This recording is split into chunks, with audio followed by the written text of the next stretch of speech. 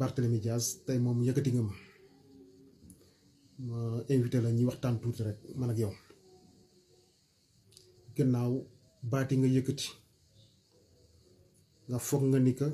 yow war ngaa mën a woote askanu Kercen war a jóg ngir yow au nom de quoi yow nga foog ni que yow war ngaa mën a yëkkati askanu Kercen yow Bart ma bëgg a xam ni que ndaxam yow ñi ngi ko sëkkal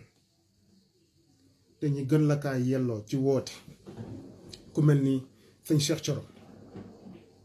ndaxam yow bés nga kaa woo dégg muy woo askanam ñu topp ko ci li mu ne mës ngaa dégg Moustapha Diouf Lambaye mu woo askanam pour ñu wëy ko ci li mu ne mu gëm boppam di def la muy def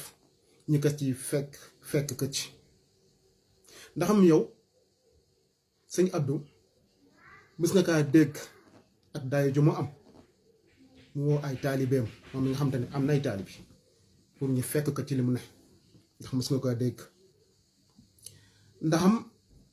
sëñ Cheikh Bara ak lu muy influent ndaxam yow mës nga kaa dégg muy woo ay mbakkam pour ñu fekk ko ci li mu ne donc tu dois t'interroger sa waa ji yow lu tax tey askanu Kercen ñu war a jóg ngir yow saay ndaxam yow mën ngaa féewale Kercen bi ak yeneen tarixa yi ak yeneen diine yi pour que yow ñu topp la yow Barthélémy